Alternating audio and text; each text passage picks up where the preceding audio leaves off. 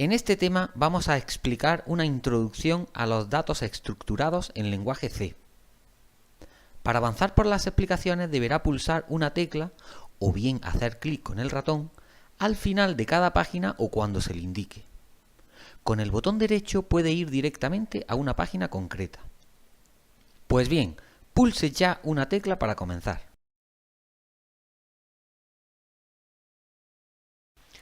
¿Para qué sirven los datos estructurados?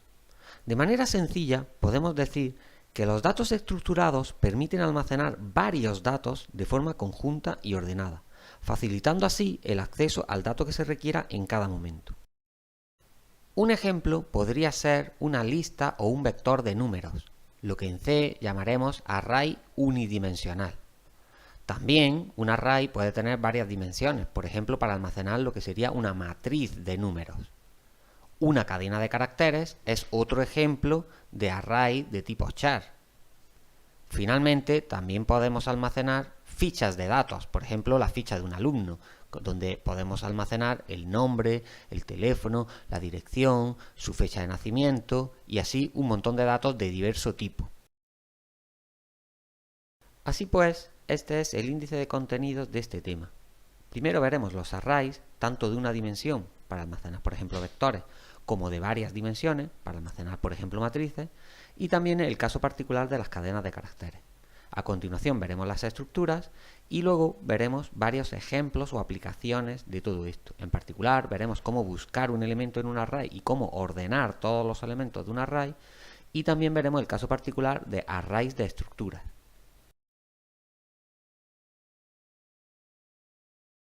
Un array es una colección finita de elementos del mismo tipo de datos. Se puede acceder a cada elemento del array conociendo su posición, y su posición puede estar indicada por uno o varios índices. Estos índices son números naturales. El tipo de dato de cada elemento puede ser cualquiera, por ejemplo int, bol, char, float. Lo importante es que todos los elementos de un array tienen que ser del mismo tipo. Aunque el lenguaje C estándar permite definir variables de tipo array, nosotros usaremos la biblioteca array de C++. Esto tiene algunas ventajas, por ejemplo a la hora de pasar variables de tipo array como argumentos a una función. Para hacerlo así, debemos incluir la biblioteca array usando la directiva include al principio del programa. Además, debemos definir para cada variable de tipo array su tipo de dato. Esto se hace con la orden typedef, siguiendo este formato. La orden typedef define un nuevo tipo de dato, con el nombre nombre-tipo. Igual que existen tipos de datos enteros, carácter, etc., a partir de este momento existirá un nuevo tipo de dato que se llama nombre-tipo y que es de tipo array. Por eso, después de typedef se coloca la palabra array.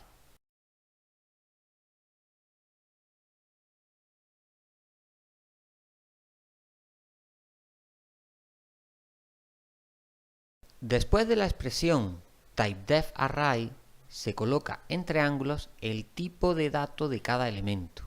Este tipo de elemento puede ser, por ejemplo, int, char, float, etc. A continuación, y separado por coma, se pone el número de elementos del array. El número de elementos de un array es siempre una constante entera. En la siguiente página vamos a ver un ejemplo de todo esto. Pulse una tecla para avanzar. Teniendo presente el formato general para la definición de un tipo array, vamos a suponer que queremos definir un array con 5 números enteros. Entonces, deberíamos incluir esto al principio de nuestro programa. Como hemos dicho, esta línea incluye la biblioteca array.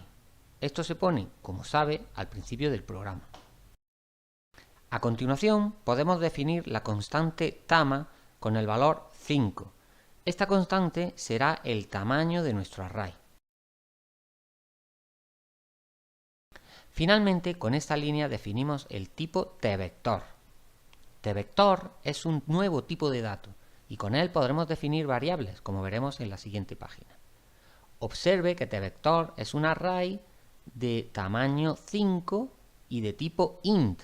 Cada elemento es un int, o sea, hemos definido un array de 5 números enteros.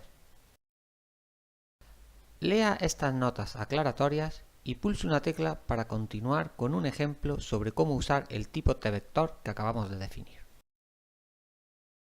Examine atentamente este código.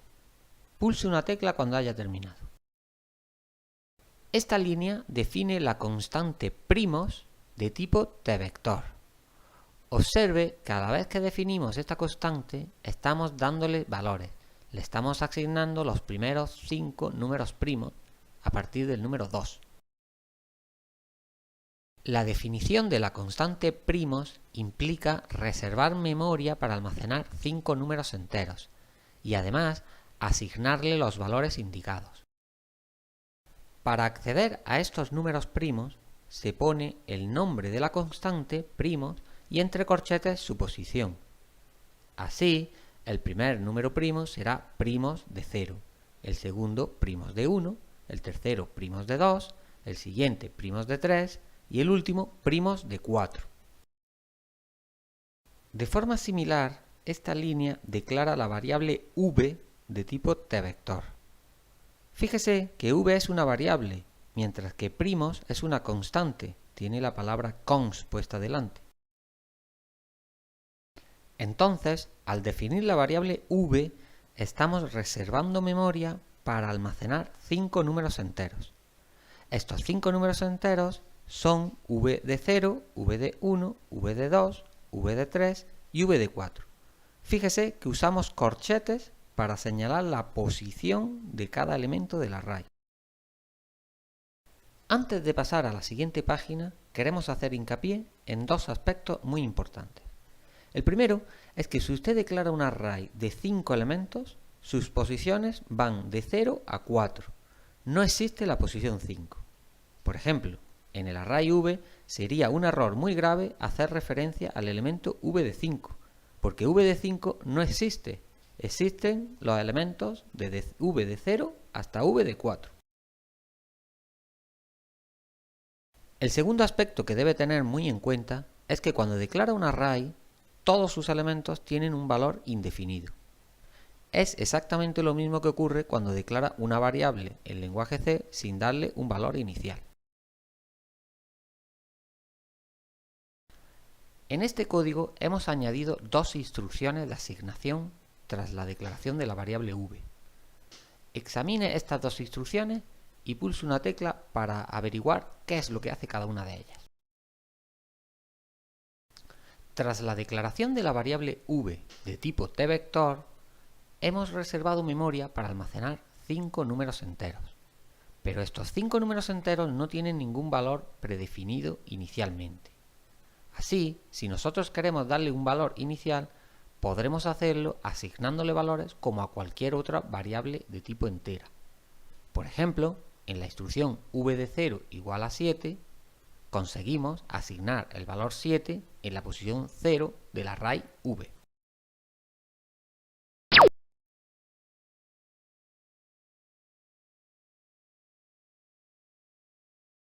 En la siguiente instrucción, además de asignarle un valor a v de 1, estamos accediendo al valor v de 0, que es precisamente el valor que hemos asignado en la instrucción anterior.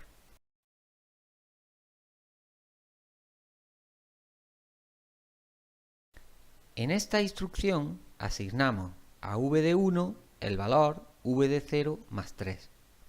Como v de 0 vale 7, asignamos a v de 1 7 más 3, es decir, 10.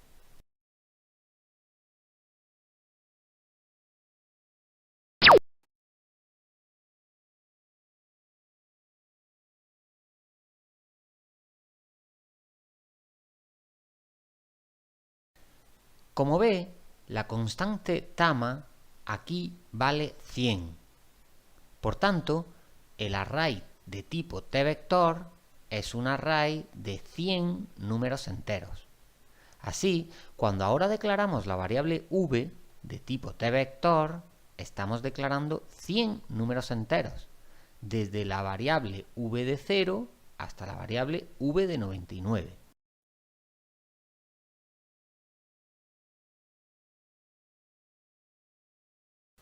El programa también declara las variables enteras i y suma. A esta última le asigna el valor 0. Observe que este bucle hace variar la variable i entre 0 y tama. Como la constante tama vale 100, este bucle hace variar la variable i entre 0 y 100. Pero el valor 100 no está incluido porque la comparación es i menor que tama, i menor que 100. Por lo tanto, este bucle se ejecuta 100 veces, desde i igual a 0 hasta i igual a 99.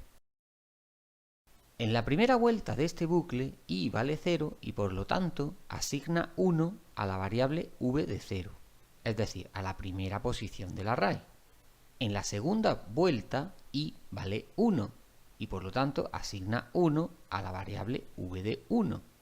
Y así sucesivamente hasta la última posición, v de 99. ¿Ha visto qué fácil es asignar un valor a todos los elementos de un array? No importa lo grande que sea el array.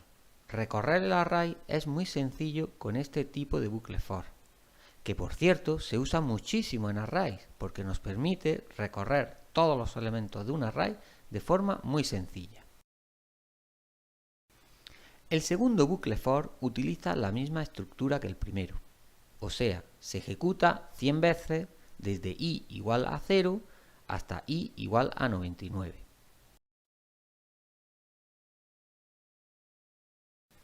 En la primera vuelta se acumula en la variable suma el valor v de 0. En la segunda vuelta se acumula el valor v de 1. En la tercera vuelta se acumula el valor v de 2. Y así sucesivamente hasta el valor v de 99. Es decir, este bucle está sumando todos los elementos de v.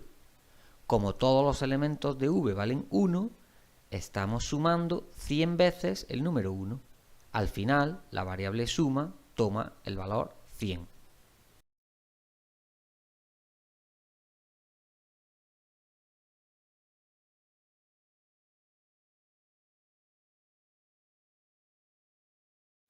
Si no lo ha entendido todo perfectamente, no se preocupe, veremos más ejemplos. No obstante, es fundamental que programe usted de forma práctica estos ejemplos. No puede aprender a programar si no programa de forma práctica. Así que, ánimo y pulse una tecla para continuar. A veces resulta muy útil asignar a un array todos sus valores en una única asignación. Esto se hace asignándole todos sus valores separados por comas y entre llaves. Si el número de elementos que asignamos es menor al número de elementos del array, entonces se inicializan solo los primeros elementos y no hay ningún problema. Por el contrario, si intentamos inicializar más elementos de los que tiene el array, se genera un error. En estos ejemplos vemos que v es un array de 5 números enteros. En la primera asignación asignamos solo 3 elementos, 2, 3 y 5. Por lo tanto, estos 3 elementos se asignan a las posiciones 0, 1 y 2 respectivamente. En el segundo ejemplo estamos asignando 6 valores y esto genera un error porque el array v solo tiene 5 posiciones. Solo hemos reservado memoria para 5 números enteros y no para 6. Recuerde que para acceder a un elemento concreto de un array hay que poner el nombre del array y entre corchetes la posición de este elemento. Esta posición debe estar siempre entre 0 y el tamaño del array menos 1. Observe estos ejemplos. En la primera línea, v de i es una expresión que representa el elemento iésimo del array v. Puesto que v tiene 5 elementos, i debe ser un entero entre 0 y 4. En el segundo ejemplo, v de 2 representa el tercer elemento de v. v de 2 es una variable de tipo int, es un entero y como tal lo podremos usar en cualquier lugar donde podamos usar una variable de tipo int.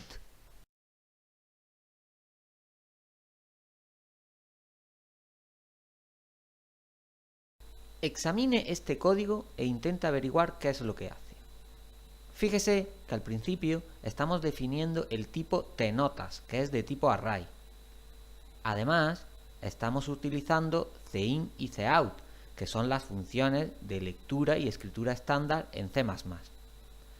Pulse una tecla cuando quiera continuar.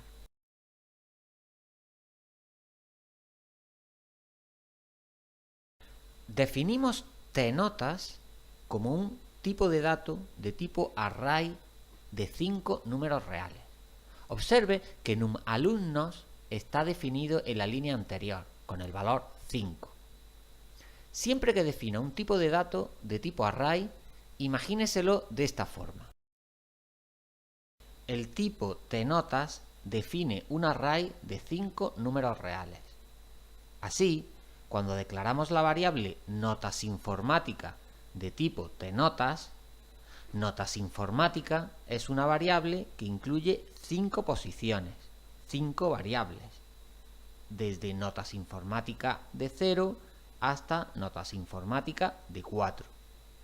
Es decir, los índices o las posiciones de un array siempre empiezan en 0 y llegan hasta el tamaño del array menos 1.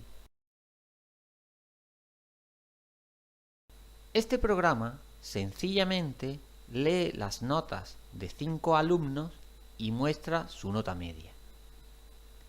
Entrando en detalle, primeramente declaramos la variable notasinformática de tipo tNotas, que es un array del tipo definido previamente.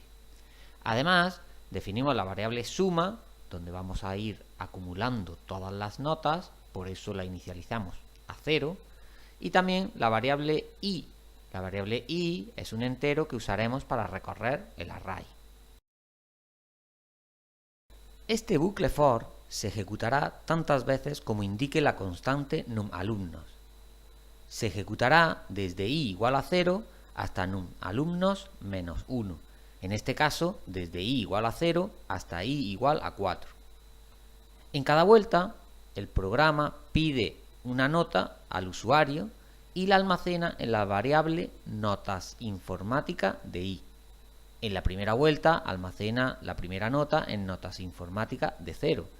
En la segunda vuelta almacena la nota en notasinformática de 1 y así sucesivamente hasta el valor 4.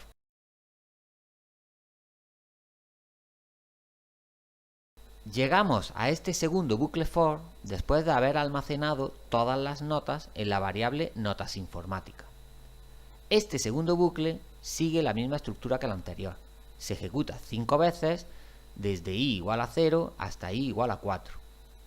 En cada vuelta estamos sumando en la variable suma una de las posiciones del array, desde notasinformática de 0 hasta notasinformática de 4. O sea, este bucle suma todas las notas y el resultado lo almacena en la variable suma. Finalmente, se calcula la media de las notas de la clase.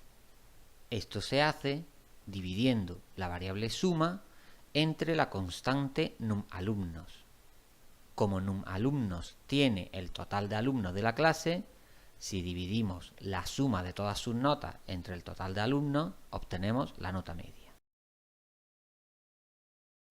Antes de pasar a la siguiente página, queremos hacer dos comentarios importantes. El primero es que definir el tamaño del array como una constante tiene importantes ventajas. En este caso, fíjese que la constante numalumnos se usa 3 veces en este código. Si en algún momento necesitamos calcular la nota media de una clase con otro número de alumnos, mayor o menor que 5, solo necesitamos cambiar el valor de esta constante, dejando el resto del programa exactamente igual. Es decir, este programa sirve para cualquier número de alumnos, cambiando solamente el valor de la constante que define este número de alumnos. El segundo comentario es que en muchos casos reales el programador no sabe cuántos elementos serán realmente útiles en un array. Por ejemplo, en este programa, de los 5 alumnos que hemos supuesto en nuestro aula, algunos podrían no presentarse al examen, con lo cual podríamos no tener 5 notas, y por tanto no tiene sentido leer o sumar las 5 notas ni dividir por 5 para calcular la nota media. Este caso se puede resolver de varias formas.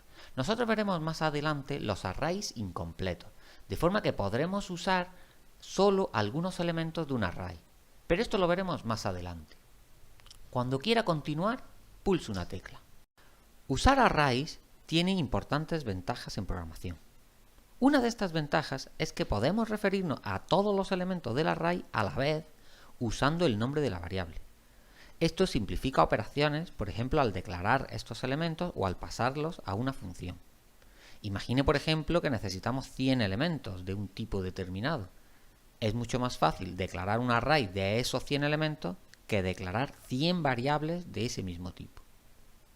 También, si necesitamos pasar a una función 100 elementos, es mucho más fácil pasar un argumento de tipo array que hacer una función que tenga 100 argumentos.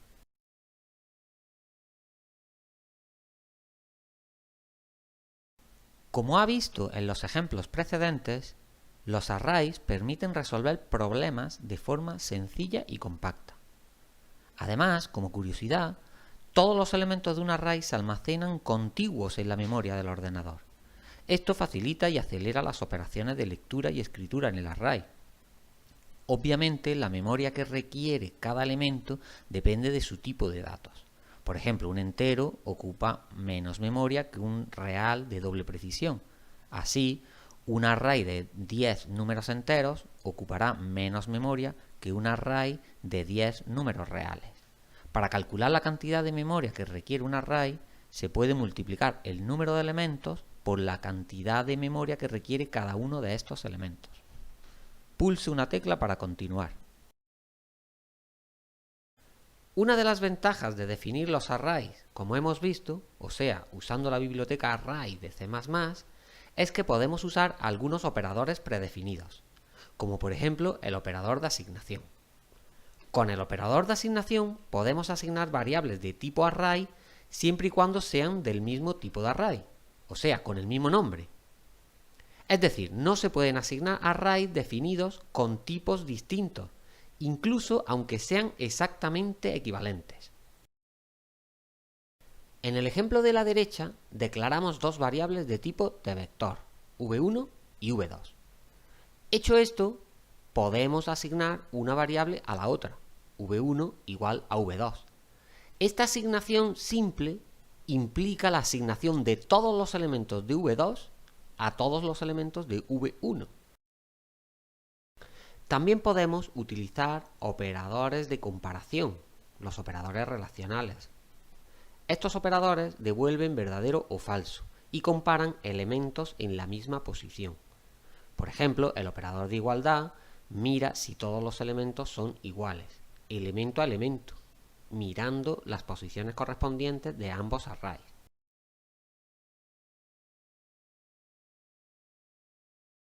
Todo esto es muy sencillo, pero debe tenerlo en cuenta a la hora de trabajar con arrays. Pulse una tecla cuando quiera continuar. Otra de las ventajas de definir arrays, como estamos viendo, es que podemos pasar arrays como argumentos a una función exactamente igual que cualquier variable de otro tipo. Así, el paso de argumentos por valor se utiliza para parámetros o argumentos de entrada a la función. En este ejemplo, la función escribirVector utiliza un argumento v que pasa por valor y es de tipo de vector.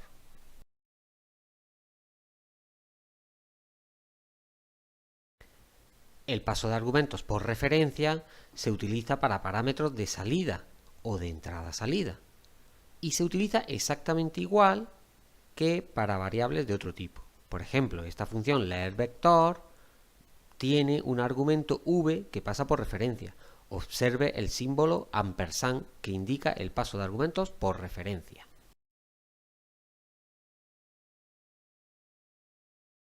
Estas dos formas de pasar argumentos son las normales y funcionan bien con arrays.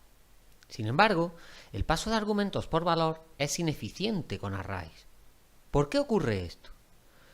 Como sabe, el paso de argumentos por valor implica dos acciones. Primero, reservar memoria para la variable de la función. Y segundo, copiar ahí el valor del argumento correspondiente que se use en la llamada a dicha función. Pues bien, efectuar esa copia del valor requiere espacio en memoria y tiempo para copiar el valor. Si el argumento que pasamos por valor es un array muy grande, con muchos elementos o con elementos muy grandes, entonces copiar los elementos requiere utilizar mucha memoria y mucho tiempo. En ese caso es mejor usar el paso de argumentos por referencia, el cual no requiere apenas emplear memoria ni tiempo. El problema de usar un paso de argumentos por referencia, cuando el argumento es de entrada, es que la función podría modificar el array por error. ¿Cómo podemos resolver este problema? El paso de argumentos por referencia constante es un tercer tipo de paso de argumentos, que sirve también para parámetros exclusivamente de entrada. Esta forma resuelve el problema de espacio y tiempo del paso de argumentos por valor, sin el riesgo de modificar el argumento del paso por referencia. Es decir, este paso de argumentos es similar al paso de argumentos por referencia en cuanto a que no requiere apenas emplear memoria ni tiempo. Pero como la variable se define como constante, estamos usando la palabra reservada const, entonces no se puede modificar dentro de la función. Es decir, es un argumento solo de entrada. Resumiendo, para los arrays que pasen como argumento de entrada tenemos dos formas: el paso de argumentos por valor y el paso de argumentos por referencia constante, siendo este último preferible ya que ahorra memoria y tiempo. Pulso una tecla para ver un ejemplo.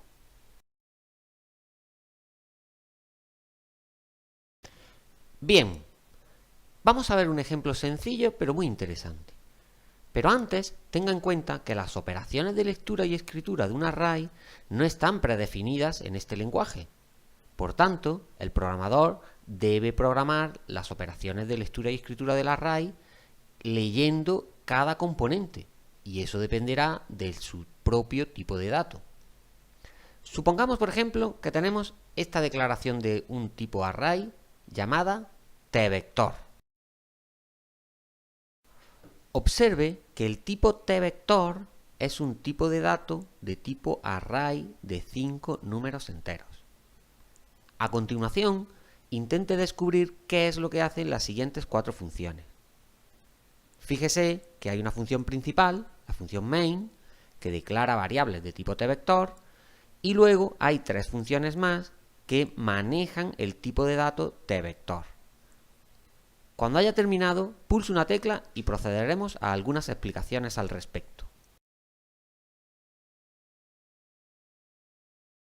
Empecemos viendo qué hace la función principal.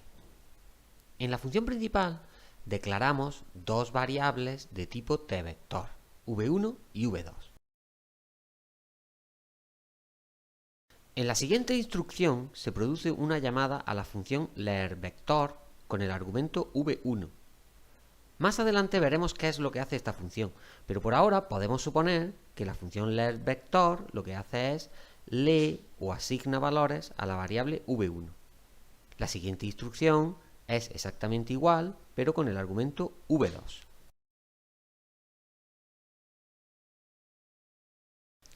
A continuación, la instrucción cout sirve para escribir el mayor elemento del primer vector, seguido del resultado de llamar a la función mayorElemento con el argumento v1.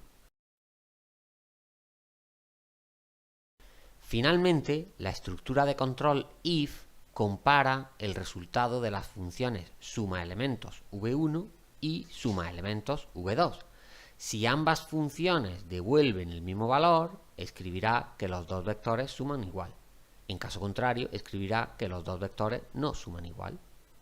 Vamos a ver qué hacen las demás funciones. La función leerVector es una función muy sencilla. Solo tiene un argumento v, que es de tipo tvector y que pasa por referencia. Observe el signo ampersand. Dentro de la función hay un bucle for que da tantas vueltas como elementos tenga el tipo de dato tvector, 5 en nuestro caso. O sea, este bucle se ejecuta 5 veces desde i igual a 0 hasta i igual a 4. Dentro del bucle se van asignando valores a la expresión v de i. O sea, en primer lugar leerá el valor v de 0, luego v de 1, v de 2, v de 3 y v de 4. Resumiendo, podemos decir que esta función asigna valores al array v y el paso de argumentos por referencia garantiza que se va a asignar a la variable que se use en la llamada, o sea, en nuestro caso, a la variable v1 y v2 de la función main.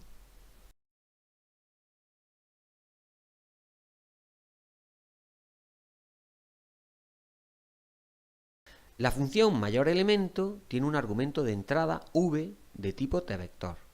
¿Por qué sabemos que es un argumento de entrada? Pues sencillamente porque estamos usando un paso de argumentos por valor. Además, la función es de tipo int. Esto quiere decir que devuelve un entero. En la primera instrucción declaramos la variable mayor y le asignamos el primer elemento del array v, o sea, v de 0. Recuerde que los arrays en C siempre empiezan en 0.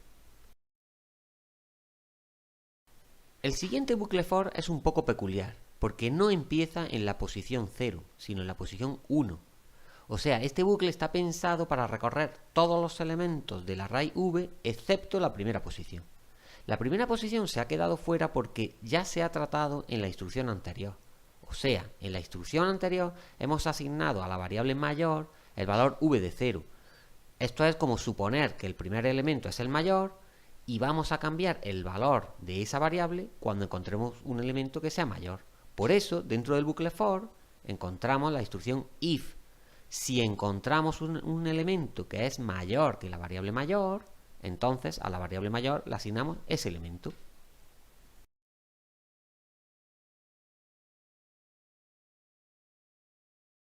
Por último, la sentencia return mayor devuelve el valor de la variable mayor, el cual debe ser el valor más grande encontrado en el array v.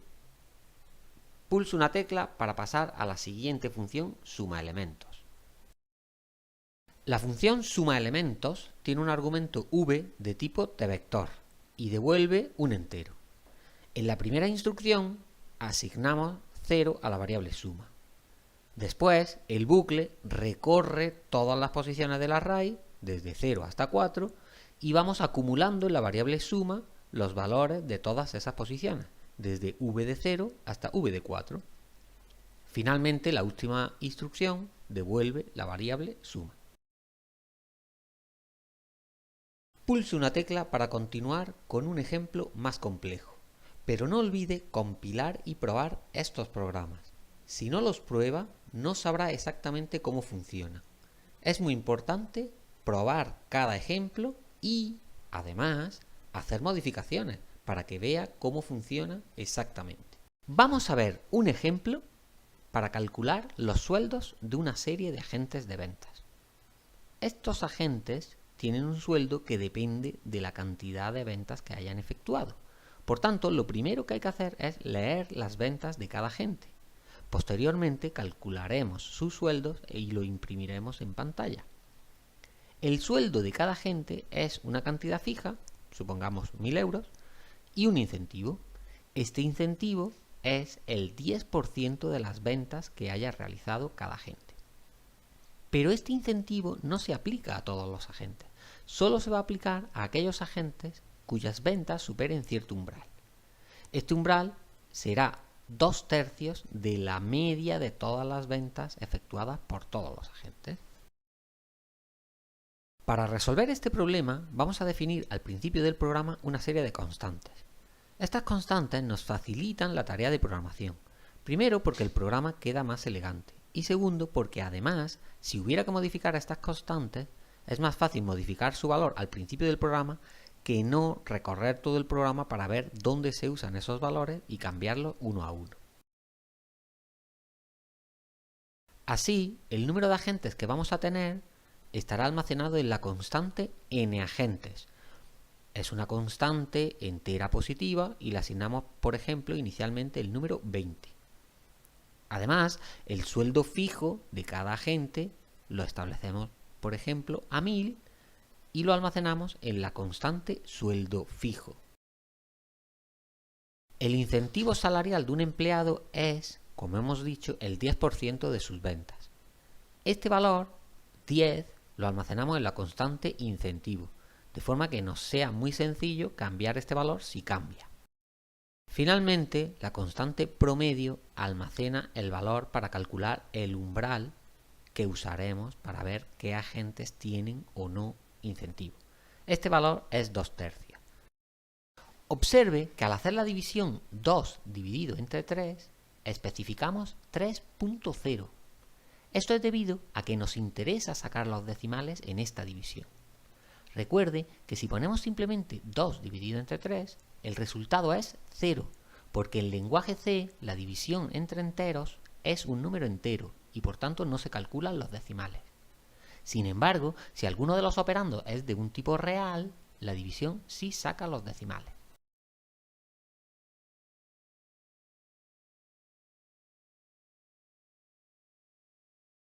También tenemos que definir la estructura de datos para almacenar todas las ventas de todos los agentes.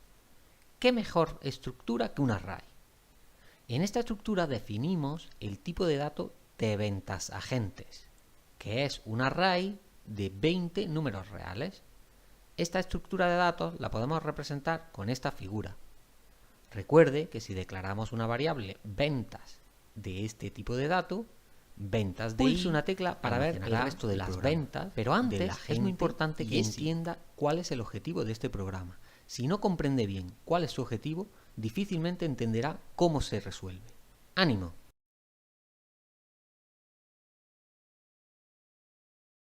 Como puede ver, la función principal es muy sencilla. Primero, se declara el array ventas, que es del tipo definido anteriormente. A continuación, la función leerVentas asigna valores a ese array. O sea, la función leerVentas lee los valores de las ventas de todos nuestros agentes. A continuación, la función imprimirSueldos utiliza los datos leídos en la función anterior para calcular los sueldos de cada empleado e imprimir su resultado.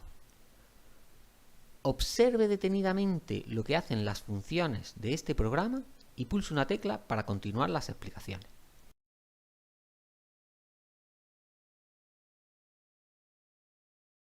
La función leerVentas es la típica función para leer todos los valores de un array.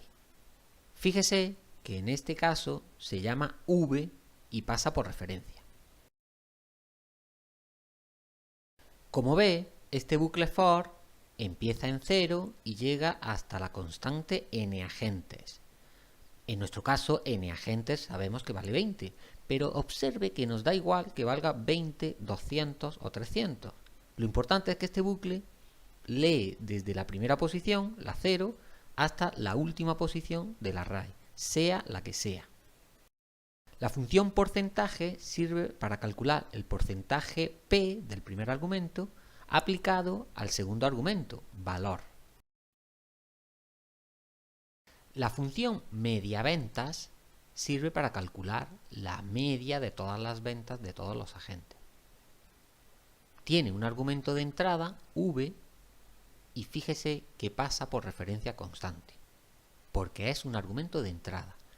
Fíjese que esto no es un paso de argumentos por valor, es un paso de argumentos por referencia constante y se usa para argumentos de entrada. Dentro de esta función, el bucle for recorre el array para acumular todos los valores de las ventas en la variable suma, convenientemente inicializada a 0. Finalmente, para calcular la media, divide el valor de la variable suma entre todos los elementos del array, o sea, la constante n agentes.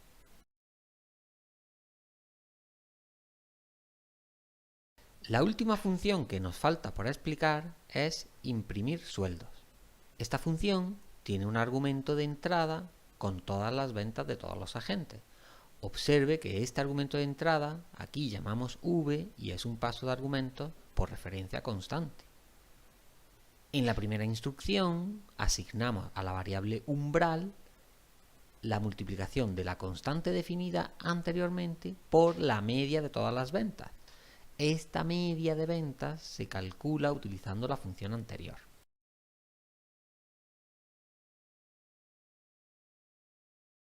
Este bucle for es el típico bucle for para recorrer todas las posiciones de un array. tenemos que calcular el sueldo de todos nuestros agentes a partir de sus ventas. Por lo tanto, recorremos el array de ventas y para cada agente tenemos que calcular su sueldo.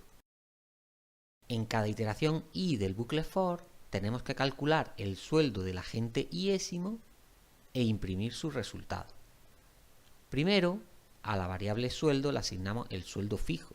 Esta es la inicialización del sueldo para el agente iésimo.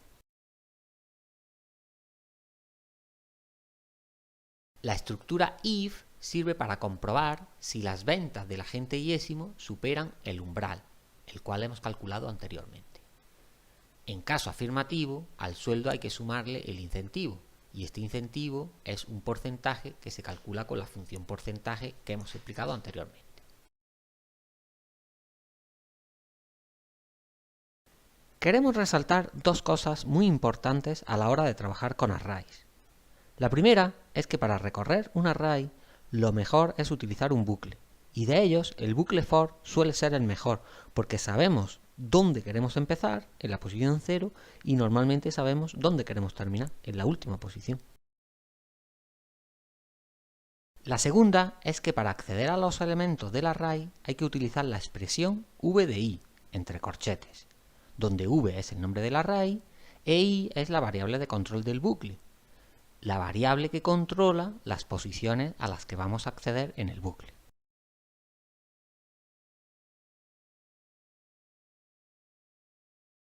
En el ejemplo anterior, el número de elementos del array es conocido y constante a lo largo de todo el programa. Pero ¿qué ocurre si no sabemos el número de elementos de nuestro array? En este caso, una técnica es utilizar lo que se conoce como arrays incompletos.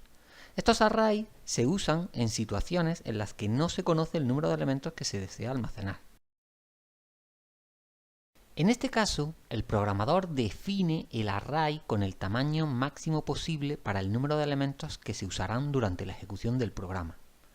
Es decir, el programador define el array de un tamaño máximo y luego, durante la ejecución del programa, podemos utilizar solo una parte de ese array definido. Aunque no podemos utilizar más elementos de ese tamaño máximo, nada nos impide utilizar menos elementos. Esto es importante. Definimos el array con un tamaño máximo y luego utilizamos de ese tamaño máximo utilizamos los elementos que nos dé la gana. La primera forma de implementar los arrays incompletos es mantener los elementos válidos al comienzo del array, dejando todos los elementos vacíos o huecos al final del mismo. La separación entre elementos válidos y elementos vacíos es fácil sabiendo cuántos elementos válidos tenemos almacenados en el array en cada momento. Por tanto, necesitamos una variable que contenga el tamaño real o número de elementos válidos del array, los cuales estarán almacenados consecutivamente desde la posición 0. O sea, si tenemos 25 elementos, los elementos estarán almacenados desde la posición 0 a la posición 24. Si una función necesita el tamaño del array, este tamaño debe pasarse en los argumentos de la función.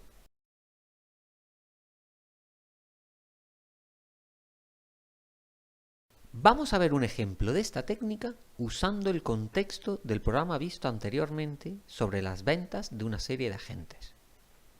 Primero, al declarar el array ventas de tipo tVentasAgentes, tenemos que declarar también una variable entera, llamémosla por ejemplo tama, que almacene el tamaño de ese array.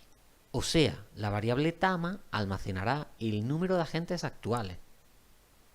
Recuerde que el array está definido usando la constante nAgentes y ese será su tamaño máximo. O sea, que no podemos utilizar más de ese tamaño, pero sí menos. Por tanto, en memoria se reserva espacio para todos esos elementos, desde la posición 0 a la posición nAgentes menos 1. No podemos utilizar más posiciones, pero sí menos.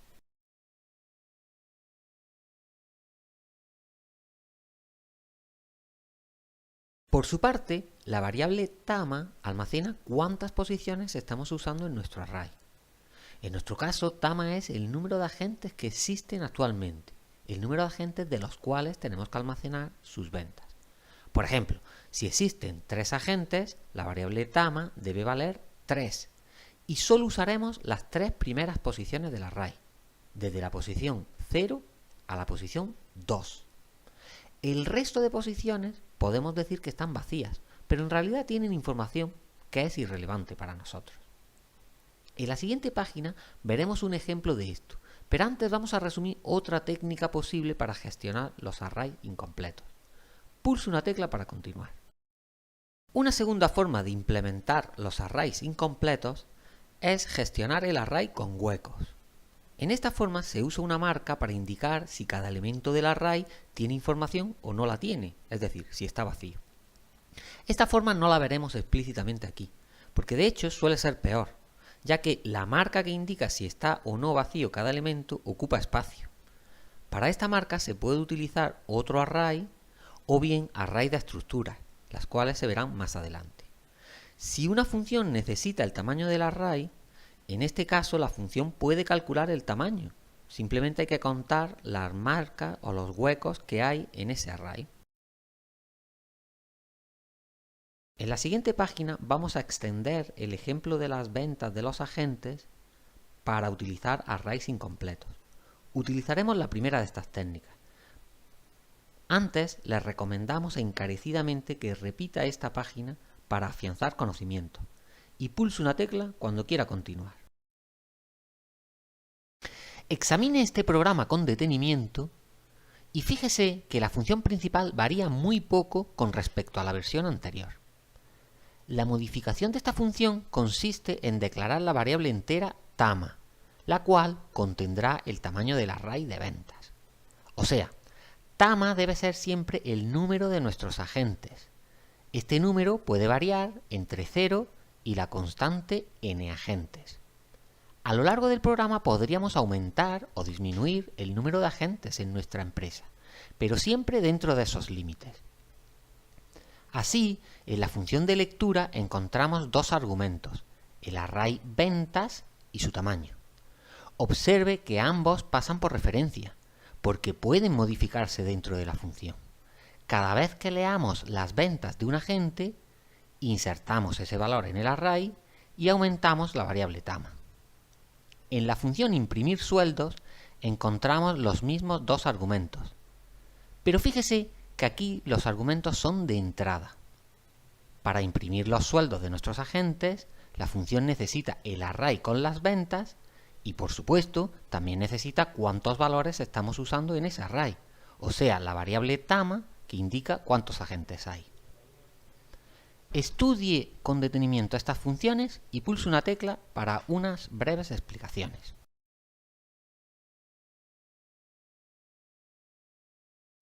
La función leerVentas tiene dos argumentos de salida, el array de ventas v y su tamaño, tama.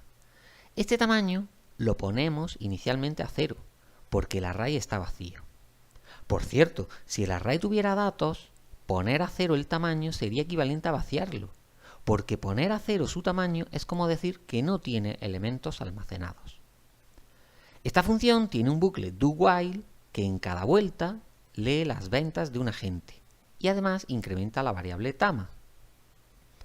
Este bucle estará dando vueltas mientras que tama no llegue a su valor máximo posible, es decir, la constante n agentes, y mientras el usuario no quiera parar, o sea, mientras el usuario quiera seguir metiendo datos en el array.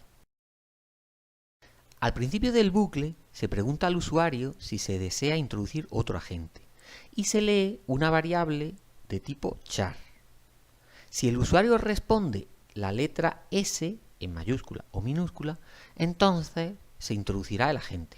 En caso contrario, no se introducen más agentes y ponemos la variable parar a verdadero, para hacer que de esta forma el bucle termine. La variable parar está puesta inicialmente a falso, para que el bucle no pare por esta variable hasta que se ponga a verdadero. Fíjese que la variable parar solo se pone a verdadero cuando el usuario responde una cosa distinta de la letra S. Pulse una tecla para pasar a la siguiente función.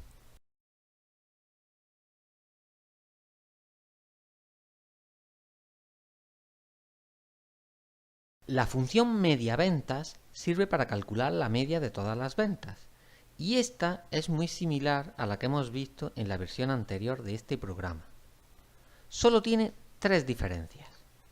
Primero, el tamaño del array es un argumento de la función. Segundo, el bucle for usa ese tamaño para saber cuántas vueltas tiene que dar, para así calcular la suma de todos los elementos del array. Y finalmente, para calcular la media debemos dividir la suma por el número de elementos del array, o sea, dividimos por la variable tama. Pulse una tecla para explicar la función imprimir sueldos. La función imprimir sueldos es también muy parecida a la función homónima de la versión anterior. Solo tiene tres pequeñas diferencias. Primero, el número de elementos que almacena el array es un argumento de la función, porque lo necesitamos dentro de la misma. Segundo, ese valor es necesario para llamar a la función que calcula la media de las ventas. Y tercero, el bucle for usa ese valor para saber cuántas vueltas tiene que dar. Es decir, tenemos que calcular el sueldo para cada valor del array con las ventas de cada agente. Pulse una tecla para ver unas consideraciones importantes respecto a los arrays incompletos. Los arrays incompletos son muy útiles, pues nos permiten usar del array los elementos que necesitemos. Es responsabilidad del programador no usar más elementos de los que tiene el array en su declaración. O sea, como ocurre en el ejemplo visto antes, si declaramos el array del tamaño n agentes, el programa debe asegurarse que nunca se use más de ese número de elementos. Por eso, en ese ejemplo, la función de lectura incluye la condición tama menor que n agentes. Así, cuando llegamos a ese valor, el bucle termina y no permite introducir más valores en el array. Siempre es muy importante tener claro estos dos valores. Veámoslos. Por una parte, el número de elementos del array en su declaración, lo cual es también conocido como tamaño máximo. En el ejemplo hemos usado n agentes. Por otra parte, el número de elementos que estamos usando en cada momento, también conocido como tamaño usado. En este ejemplo hemos usado la variable tama. Es un error muy grave que el número de elementos usados supere el tamaño máximo del array. Si tiene dudas, antes de continuar debe probar ese programa usando un compilador e introducir algunas modificaciones. Por ejemplo, ¿sería usted capaz de hacer una función que calculara la posición en el array del valor más grande y del más pequeño? Inténtelo. Pulse una tecla para seguir aprendiendo más cosas sobre array.